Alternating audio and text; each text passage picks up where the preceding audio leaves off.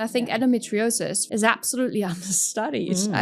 I'm very sorry, but also in our trials, while driving here, I just called my RA and said, do we ask for endometriosis when we are including our participants?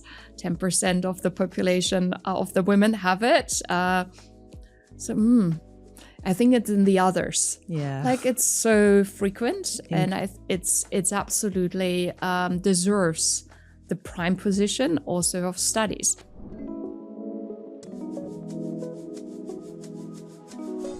What I really love when I heard about the hallmarks of aging, and what kind of got my mind thinking, was that, oh, wow, these hallmarks of aging, when you talk about them, so immune dysfunction, chronic inflammation, mitochondrial dysfunction, senescence, the microbiome disruption, I've heard of all of these things. And these things are things that happen in women's health conditions like endometriosis, like PCOS, to a lesser extent fibroids.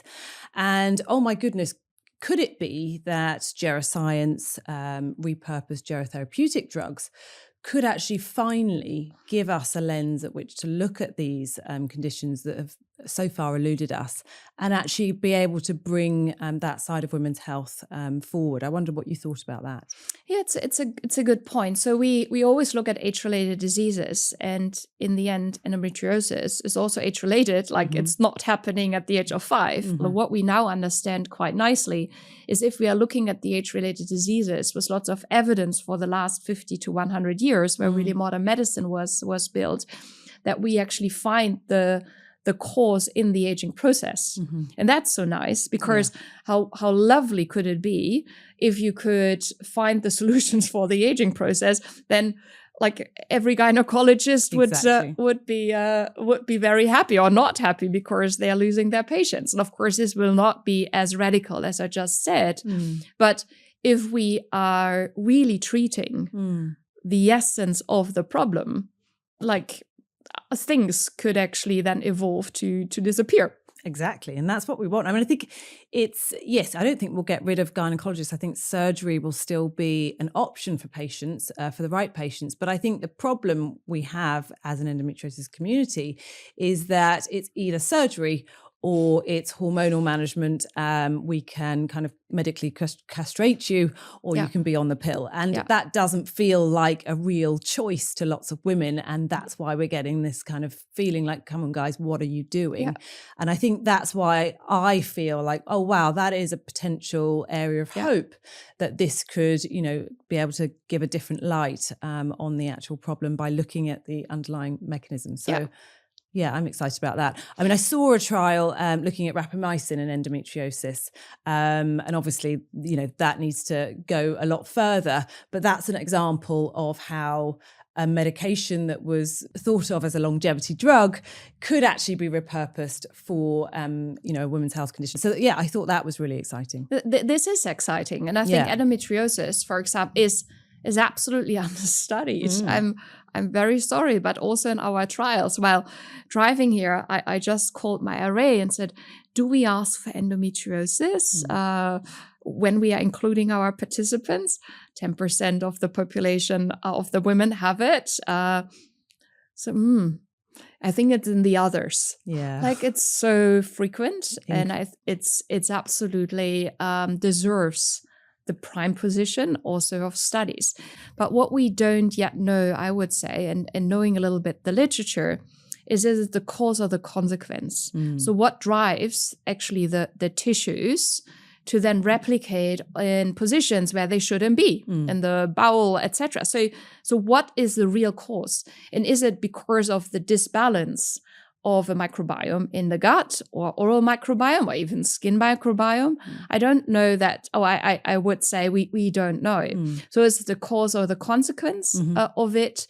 I think is very important to determine, to do trials. Okay, if we are optimizing the microbiome, if we are optimizing the epigenome with lifestyle interventions, can we then also influence the endometriosis, so the replication actually of cells? And then rapamycin makes absolutely sense, because rapamycin, an mTOR inhibitor, is very often being used in transplant medicine.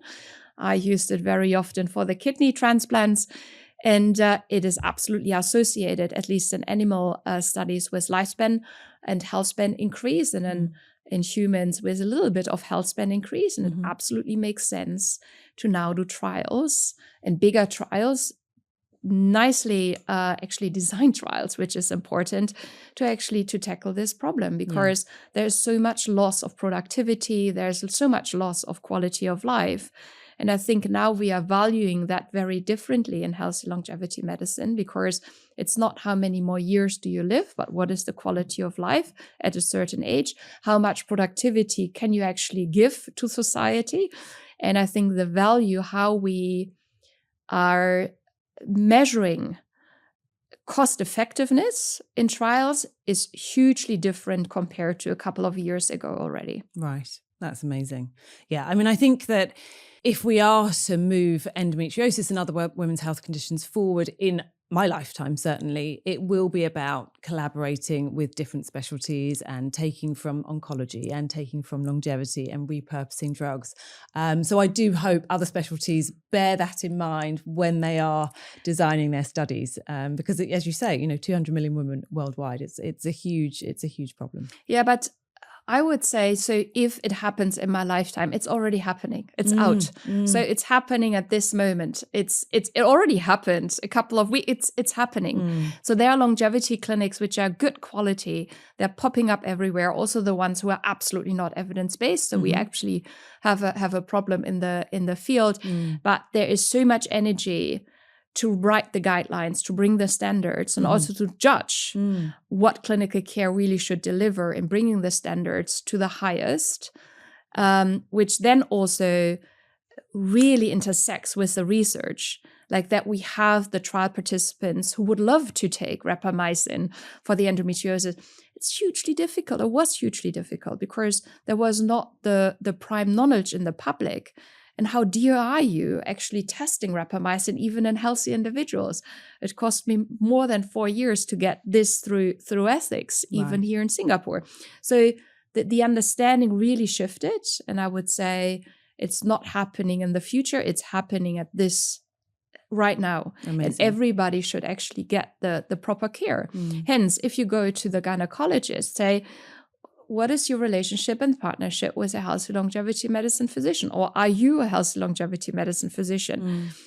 Because I really think that we can either upskill specialists and say, okay, you are learning a little bit more. And if you can't cover it anymore, you can refer out to a subspecialist, the healthy longevity medicine physician geromedicine physician, to get that extra. But I think at the moment, the knowledge is out there. Everybody should be trained. Absolutely. I agree with you.